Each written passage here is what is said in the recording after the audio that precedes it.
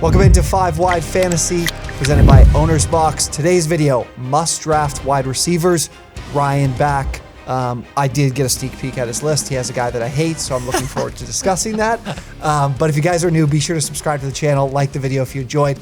Join our Discord as well, running mock drafts, talking fantasy, talking the NFL. Be sure to join. The link is down there in the description, so go check that out. Brian, why don't you start? And you can take it either way. You can start with the one I hate, or you can soften me up and give me the other guy. I'm going to soften you up and give you the other guy. And it's also a guy you kind of like. So I feel like that's probably a good bet going in that direction first. But I'm going with Cortland Sutton as one of my must-draft wide receivers this year, or someone I really like and will be on most of my draft boards. The main reason being like his ADP's around the 5th-ish round in 12-man leagues. Is ranked as like the wide receiver 27, 28. And I'm seeing the guys around him. I just think he has so much better value for so many reasons. Like there's guys around him like Darnell Mooney, who I think is pretty good, but I think Sutton is much better. Allen Robinson, who I know you're not a huge fan of, I don't think that going into this year. And then Brandon Cooks as well. I mean, Brandon Cooks is obviously the only receiver in that Houston offense, but I still see Sutton with a lot of upside here. Even with Drew Lock and Teddy Bridgewater, he had some really good weeks when Jerry Jeudy was out, and when it was early weeks 2 to 7, he averaged around 14 fantasy points per game. And even when he came back, like he obviously fell off a little bit, but with Nathaniel Hackett coming in, coming from an Aaron Rodgers-led offense, I feel like with Russell Wilson at his disposal, I think they're going to be even more pass heavy this year. Because I think last year when they had Drew Lock and Teddy Bridgewater, I think the OCs and the offense, Vic Fangio really had no choice but to roll with Javonte Williams and Melvin Gordon a little bit more. I also expect Sutton to outperform Jerry Jeudy this season in fantasy football, just because Russell Wilson has had a lot of success with receivers who line up on the outside, not as much as in the slot.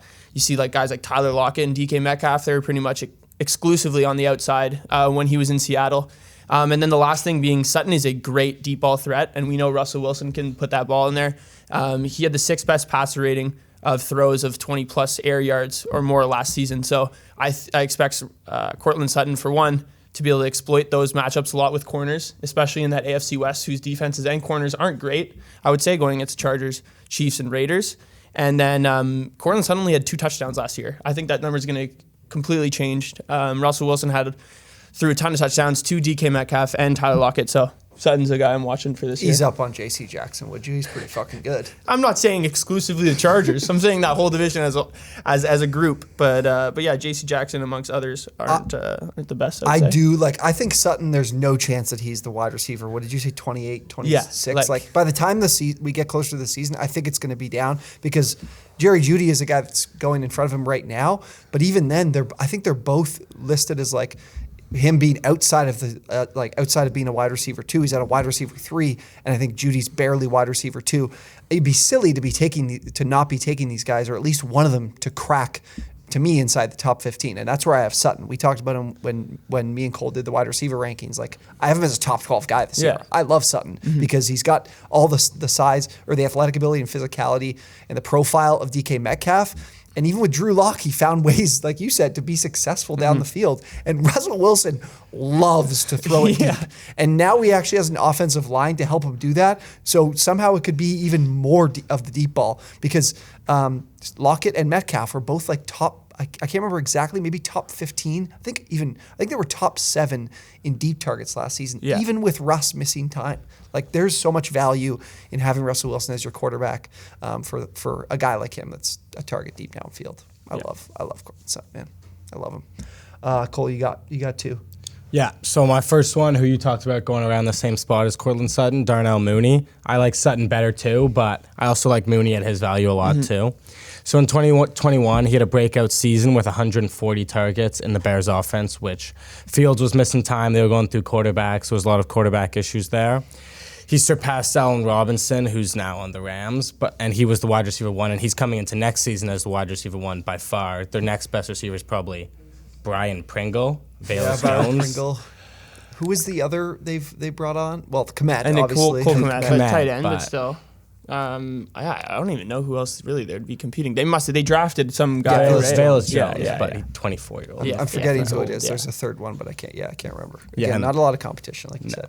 And last season, he still had a 24% target rate, which was 8th in the NFL with Allen Robinson and with these other options. And now he has no other receivers in the room, so that should only be going up. And he had a 96% route participation, which was 5th in the NFL, which should also only be going up as the wide receiver 1. So I love him next season. And the new Bears offense with a new coach, new offensive scheme, the wide receiver 1, a healthy Justin Fields season, another year of development. He'll get better. I really like Darnell Mooney for next season.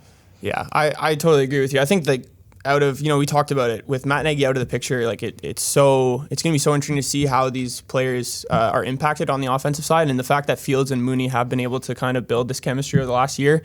I think he'll be probably the only receiver you'll be able to trust on this Bears offense, at least going into the season at this point, right? Because no one really knows where the value lies other than that. 100%. Like I don't think there's more fantasy relevant guys other than the three in terms of Kmet, Montgomery, and Darnell Mooney. I'm curious to see where the upside is of like, can he score a ton to like really be like way beyond where his ADP is? I think that'll be the difference. But I think 140 targets are probably what are going to be coming his way again this year, because like they just didn't have. Again, you wanted Fields, and I love Fields, but it came at a massive sacrifice in terms of like being able to rebuild swiftly, because they had to give up those first round picks, and now they weren't able to add a pass catcher because they didn't have the draft capital to do so. They could have signed someone and spent some money. I'm pretty sure they're not in a good situation with money either, but no, that's besides the point for fantasy managers. Okay, mine is a guy, I had an internal conversation in my head with myself of like, do I want to pound the drum on this guy now, or do I wait till closer to the season? And I think I'll just do it now, and I'll do it later, because I love Kadarius Tony this season. He's going as the wide receiver 47. He's going in the middle of the 10th round. This is a guy who had a target rate of 29%, 7th at the position. When this guy played, he was a target hog. Did not matter whether it was the terrible, terrible quarterback play of, why am I blanking on Mike Glennon's bald-ass head and massive-ass neck. That guy was the worst quarterback in the NFL last season. And then Daniel Jones, who was in and out of the lineup, of course, with injury. But it didn't matter who the quarterback was. They loved throwing him the ball. He creates separation at a really high rate. And not just that, but as a route runner and then after the catch. He was top 5 in missed tackles forced per reception last season at the wide receiver position. When he gets the ball, he makes guys miss. And then he was 8th in yards after the catch per reception, just accentuate the fact that when he gets the ball, after he gets it, he can make guys miss, create a lot of yards after the catch. His highest target rated games, he had like 11 targets, 12 targets against the Cowboys and the Bucks. We don't have to worry about can he do this when they're healthy. Kenny Golladay was healthy for those 2 games. He was still getting the ball a ton and getting looked to a ton by Daniel Jones. What really gets me excited, because he needs to score. He didn't score last year. He had 30-some receptions and 420 yards, no touchdowns, is Brian Daboll as the head coach, being the guy controlling the plays. They were the Bills the last 2 seasons with Josh Allen's development were top 10 in passing plays per game. And then as well, we look at the red zone. That is where we're going to make our money with Kadarius Tony, and he's going to be, to me, a fringe wide receiver 2, maybe even a wide receiver 2 for sure. I'm really high on him. Is the fact that they had a 62% pass rate in the red zone, which was 6th in the NFL, and Josh Allen had 15 more end zone passing attempts than the guy that finished 2nd in end zone passing attempts last season. He was far and away. They threw the ball a ton in the red zone, and I think Daniel Jones has a chance to have a really good bounce back season that earns him some money, and maybe even without them accepting the 5th-year option, wanting him back, I think he could have a big year. So I really like Daboll being the offensive coordinator and Kadarius Tony having a huge year. So let me ask you one thing, because I don't disagree with you. I think Tony has a lot of upside, especially the fact that he can create a lot of offense on his own. Yeah. But so the stats you were listing off about the red zone. Do you think Brian Daboll is going to have that much faith within Daniel Jones in the red zone early on in the season, even? Right. Because obviously Daboll built this relationship with Josh Allen. They built this offense together, right, from the ground up, essentially. So do you think it'll be the same success early on with Jones? Like if he slips up early, do you think Daboll kind of pulls it back and maybe goes a Saquon route?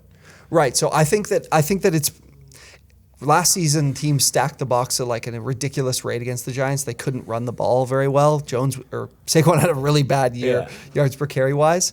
I think this is partially like how good Josh Allen was, because I looked at it the previous season in 2019 was his first full season as the offensive coordinator, and they still threw the ball more like in the red zone than average. So I think part of it comes to how good Josh Allen is, but I also think that they'll have enough faith in Daniel Jones and the offense and the ability of like being able to drop the right plays throwing the ball, that they'll still be able to do it at an above average rate. Right. Now, do they do it at a top 5 rate in the NFL? No, but I don't think Kadarius Tony needs elite volume in terms of in the red zone to be well beyond his wide receiver 47 ADP right now. What's happening with his trade request though? Is that going to happen? Is he going to get traded? No, out the door. Like they're beyond that. It wasn't his request. It was the team shopping him. So they're no longer paying attention to that. He was at camp. There's no problems there. So I'm good with Tony in that spot. But for sure was a question in the offseason. Okay, go ahead, Ryan. Go ahead. Let's do this. So one guy that Brian Daboll maybe didn't utilize as much as he should have early on in his career in Buffalo was Gabe Davis. I'm really high on Gabe Davis this year. T-Mac is not. But where he's getting drafted at right now, I don't know how he's not being taken earlier in a lot of drafts compared to other receivers. Insane. Dude, he's going as like a top 30 guy already. You'd rather have Elijah Moore than Gabriel Davis? Yeah, because Elijah Moore could be the number 1 receiver in his offense. There's no opportunity for Gabe Davis to do that. That's not true at all. We saw Stephon Diggs? He's going to be better than Stephon Diggs? No, he's not going to be better than Stephon Diggs. That's ridiculous. He can't be the wide receiver 1 in his own offense. So they throw the ball so much that they're going to throw the ball even more this year. So listen to this, right? Okay. Like everyone's maybe a little bit nervous about this offense. No, they're not. They're drafting him everywhere. I think the question mark around this offense is what is going to happen with Brian Daboll gone. But Ken Dorsey's taking over, who was the passing game coordinator last year and QB's coach. Former Argonaut, actually, and QB. So I actually think, because I think that last year there was a few points in the season where either Brian Daboll listened to the media too much and started running the ball where they shouldn't have been running the ball. Like they're obviously a much more efficient team when they pass the ball. Yeah. Even when Josh Allen steps back, like sure, let him run instead. I'd rather that than giving it to Devlin Singletary right up the middle. I think Ken Dorsey will eliminate a lot of that this year. I think he's actually a more experienced coach than a lot of people give him credit for. And then if you look at Gabe Davis's end of the season, I know that's what a lot of fantasy owners are relying on at this point, drafting him a lot earlier, and maybe it's something that T-Mac disagrees with, but he was averaging 20 fantasy points per game over his last 6 games. He was on the field for 90% of the passing plays. He was on the field for 90% of the passing plays. Over that stretch, he saw 7 or more targets in 4 of those 6 games. He also scored a touchdown, at least 1 touchdown out of 4 of those 6 games as well. I don't think that's going to change at all, considering the familiarity between him and Josh Allen. You know, there's obviously Stephon Diggs and Dawson Knox, but Cole Beasley and Emmanuel Sanders, a guy that probably would have been taking a lot of snaps away from Gabriel Davis. So if Gabe Davis is so good, why did a 36-year-old Emmanuel Sanders get to play? Because I don't think he really got a chance before that. Okay. I think that one playoff game, obviously against the Chiefs, like his inflated those end of last 6 numbers as well. That's what's driven this to like a degree I can't get behind. Is that like that game made people think that this is going to be the season. It was insane. But he had 8 catches on 10 targets, and if you look at his last 6 games, like I said, he was on the field much longer for much more time, and he got those targets, and he had receptions that were equal to it. Like he'd probably get 8 targets to 5 or 6 catches within the last 4 to 6 games in the regular season. But yeah, just building like with Cole Beasley and Emmanuel Sanders gone. Jameson Crowder comes in. The backup receiver behind Gabe Davis right now is Khalil Shakir. Is Isaiah McKenzie. Well, and whatever, Isaiah McKenzie. But I feel like if anything, he'll play more in the slot too. Oh, yeah. My concern is that I don't think that he. So let's say they're running an offense where they're running 2 wide receivers. I don't think he's on the field then. I think Jameson Crowder is. I think Isaiah McKenzie is. Because his success came, like you said, was in those 6 games was like all of his routes went out wide. He stopped running from the slot. He's set up as that 3rd guy. Like he might be. I think he's the wide receiver 2 in the offense in terms of production. For sure. But I don't know if he's going to be on the field like a wide receiver 2 is. I think he will. And we even saw it. Like last year, Diggs' numbers went down a little bit because obviously corners were paying much more attention to him. I think Gabe Davis will be able to, after another offseason of training with Josh Allen, I think they'll be able to get even more creative on offense, and he'll be able to create his opportunities even more out there. Because he's taller than Stephon Diggs. I think he can actually be a similar deep threat to what Stephon Diggs is now. I think Stephon Diggs is better at separating. I think Gabe Davis has better pass catching ability over corners, kind of like what I was talking about with Cortland Sutton. And Josh Allen can throw the ball anywhere. So I think with how much volume that this team is going to throw the ball, Gabe Davis is going to be a very viable option somewhere. Like, he's getting drafted in the late to sixth round. I think he can go crazy, man. It's fucking insane. Oh, I don't think so. His career high is 35 receptions. I know. He's gonna have to catch 70, 80 balls to like be able to meet that, to be a wide receiver. What is it? What is he? 26? 30, 33. Like, he's going to have to catch 65 balls. I just think if you look at the guys, 70. look, like, I would rather have Gabe Davis than Elijah Moore. I'd rather have Gabe Davis than Tyler Lockett, even though Drew Lock is horrible. It doesn't. I know that Tyler Lockett has been a top 20 wide receiver for 3 straight seasons. I know Russell Wilson's a part of that equation, but I know that I'm going to get 80 receptions from Tyler Lockett. I don't know about that. With Pete Carroll, how much he loves to run the ball, you think he's going to have that much more faith in Drew Lock?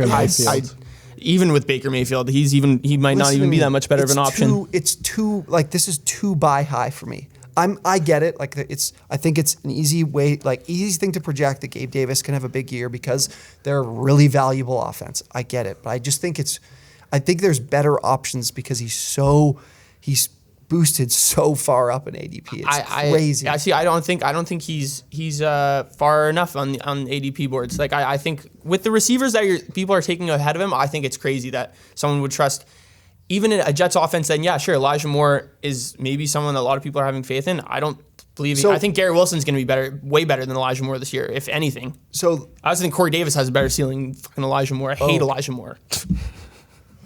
Why do you what? He was good last year. Don't do that, dude. When Corey Davis was on the field, the only reason why Elijah Moore had a good end of the season is because the only person that his target share was with was Braxton Berrios.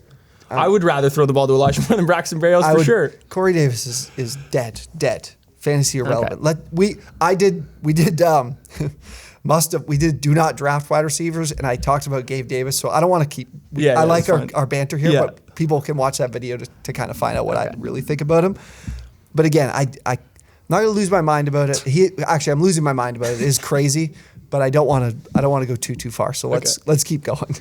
Who do you have as the last one? So I have JuJu lastly, and signing with the Chiefs this year. The Chiefs tried to sign him last year, but he re-signed with the Steelers, ended up getting hurt, having a terrible fantasy season. But in his last healthy season, which was 2019, I believe, he had 111 receptions on 160 targets for 1,400 receiving yards, like 18 fantasy points a game, and was the wide receiver 8 in a Steelers offense with Big Ben as the QB. And now he's in the Chiefs, and more importantly, he's Patrick Mahomes as wide receiver 1. Because they have Sky Moore, who's coming in as a rookie out of the MAC. I don't think he can be the wide receiver 1 off the start. Marquez Valdez-Scantling, who's the most inconsistent wide receiver in the NFL. He cannot be a wide receiver 1. So I think JuJu has to be the wide receiver 1 in this offense. And he obviously won't be able to do what Tyreek Hill did. No one can do what Tyreek Hill did. But if he can do 75% of that, he'll blow his ADP, which is the wide receiver 38 out of the water.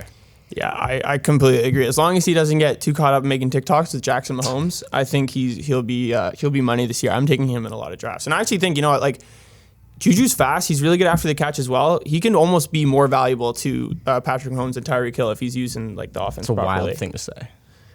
So for me, the JuJu thing is that he's never really proven himself as a down the field target, but that's a lot on Ben because because he hasn't. I don't think he's really had that ability since maybe his first year. Yeah, but since then, Ben hasn't really been able to throw the ball past the line of scrimmage. Yeah, exactly. I think JuJu makes a lot of sense. He's another guy that I'd be surprised if his ADP stays where it is right now come August.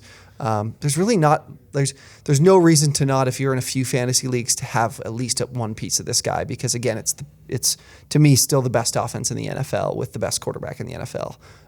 Even though that seemed to be a hot take that Patrick Mahomes was the best quarterback in the NFL, it seemed like after the season was over. He's still the best quarterback in the NFL, right? Yes. Who? Patrick Mahomes. Patrick Mahomes, yeah. I think he's best. Not the best offense in the NFL though. Yeah, I don't the think Bills. so. No. Yeah.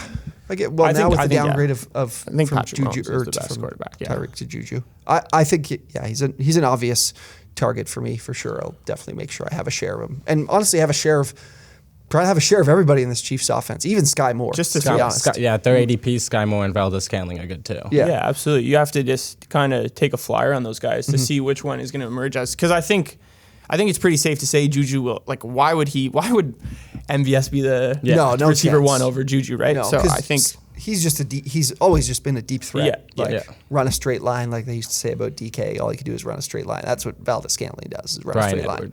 Yeah, Brian Edwards, except Brian Edwards wouldn't even get the ball thrown to him. Okay, my last one is going to be Christian Kirk. I'm taking Christian Kirk before I take that dummy Gabe Davis over there. Christian Kirk is going as the wide receiver 44. He's another guy going in the 10th round. Yeah, 10th round, Gabe Davis. 6th round, is that what you said? End of the 6th round. God, that's insane. 4 years, $72 million, an eye-popping contract that nobody could make sense of, that resets the wide receiver market. Certainly, to me, I'm never going to tell you that Christian Kirk, a guy that is running nearly 80% of his routes from the slot, is worthy of that kind of money. No guy that runs that many routes from the slot should be worth $72 million over 4 years. But last year he was the wide receiver 26 with only an 18.1% target share. I really like the move to the slot for him because it certainly paid off for him. Before this season, in 2020, he ran 16.3% of his routes were run from the slot. And then this year he ran 77.8% of his routes from the slot. So massive switch in like the overall philosophy or the overall way he was used in his career. And it worked out really well for him. Trevor Lawrence loves his slot wide receiver, loves them. It was T. Higgins, and then it was Amari Rodgers. He pretty much got Amari Rodgers drafted, to be honest with you, because we all know what Aaron Rodgers thinks of Amari Rodgers, despises the guy because of drops and inability to execute. Lawrence, like I said, really loves the slot wide receivers. You could see it even last year. If you look at Jamal Agnew, Dan Arnold, and Laviska Shenault, they all had these spurts. It was almost like Laviska was early season, Dan Arnold was mid-season, and then Jamal Agnew was late season, of like this portion of 5 or 6 games where they saw like 7, 8, 9 targets over this span, and they kind of took turns. Arnold got hurt. Agnew was the late guy. Like I said, Shenault was the early guy. So this is going to be a chance for Kirk to be the guy in this slot spot for the entirety of the season. Nobody's going to take his role. The fucking money speaks for itself. This guy's going to be on the field purely because no one's going to keep this guy off the field when he's making that type of money.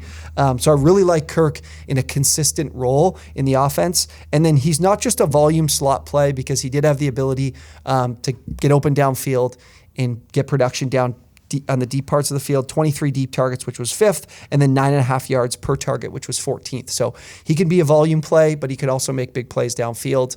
I really like Kirk this year because, again, 10th round, there's so much value and so much depth at the wide receiver position later in the draft that I'm going to be all over it with guys like Tony and guys like Christian Kirk. Yeah, I don't mind Christian Kirk, wow, but I can't believe in anybody in this Jags offense yet. I also think there's a lot of mouse to feed because there's not a single receiver one at this point. I know you're saying he's coming out of the slot a lot, and Trevor Lawrence likes people coming out of the slot. The one thing too, I find it so interesting that all these experts were saying, oh my God, Trevor Lawrence is having the worst rookie season ever, and now everyone in the offseason saying, oh, actually, if you look at the deep analytics, he's actually didn't have that bad of a rookie season. I understand his coach and the whole situation he was in is obviously not ideal. Did you know that? I don't know if you would know this. Do you know that Urban Meyer came in and didn't get to hire a single one of his, like all the coaches were not his hires. Oh, I didn't know that. That's interesting. Every guy was not hired by him. That's why he was like, you're all losers. Prove to me that you're not a loser. That's why he was doing that. And it explains so much to me. Kind of does. This team wasn't on the same page. To an extent. Literally before the season started. Doesn't really give him a pass for kicking the kicker. Things, yes. But anyway. A lot of things. I think, Doug Peterson will give him a much better fantasy value, and I think fantasy value to the receivers as well. But also, like, with this young of a quarterback, and how horrible their offensive line is, and the fact that their best offensive line last year was their center, and he just retired. So that's a new center now for Trevor Lawrence to deal with. I just won't really be believing in too many Jaguars this season. The one I would be interested in looking at is Travis Etienne, but Kirk is not really on my boards this year. I like Etienne too. Yeah, I agree. But if they're paying Kirk that kind of money, I kind of think he has to be the wide receiver one. He has to command a lot of targets in that offense, or else why do you give him $76 million and reset the wide receiver market? My thing is that I think we're going to learn why Trevor Lawrence was treated as if, or people discussed as if he was one of the best prospects of our generation since Andrew Luck. I think he's going to have a huge bounce back year, not to the degree of like we're going to think of him. I think we're going to be thinking of him as the clear best quarterback in this class from last year. I don't think we're going to be thinking he's a top 10 quarterback in the league, but I think he has a bounce back year because he's got a much better and much more secure situation from the offensive play caller, from the head coach, and just the overall system for him. I'm thinking you'll feel a lot better about this team by the midway point of the year and especially at the end of the year. Yeah, he's just never really had to go through anything like punishing throughout his high How school about all that and money he college lost in career. crypto? Oh, shoot. Did Darn. you see that, though? Well, his whole career, his whole contract's in crypto, is it not? I think Or he took his 80% or something? bonuses to crypto, and then I saw that on Twitter the other day. It's a tough go. That is a tough go. But I don't think he lost maybe one high school game. He lost Yeah. like 2 games at Clemson, and now he has to go through this. Like if he's tenacious enough, sure, but he hasn't been able to show that yet. So I wonder how he will bounce back this year because he's never really had to bounce back. He's always been the best. Yes, there are football hearters out there that are like he doesn't even love football. He's said I don't know before how that he you be can say fine that right away. walking but, away. We'll see. We will see. All right. Well, guys, let us know what you think of Christian Kirk and Gabe Davis because there's some definitely. good contentious stuff here. I always love to discuss, even if the show goes a little long because of it. I don't mind that. Join the Discord as well. Link is in the description. We do have wide receiver rankings and all positional rankings. I'll link that as well if anyone wants to use it. But on the site right now, we're putting together tons of different fantasy football advice articles, whether it's strategy, positional looks at every position in terms of breakouts, busts, sleepers. So stay tuned for that as well. And if you guys enjoyed the video, subscribe. We need you to subscribe. We're trying to get to 20K before the NFL season. The baseball pod got us to our goal. You're going to get us to our goal, please. I'm begging you. Yeah, 20K Let's go. before the football season. Thank you guys for watching, and we will see you next time.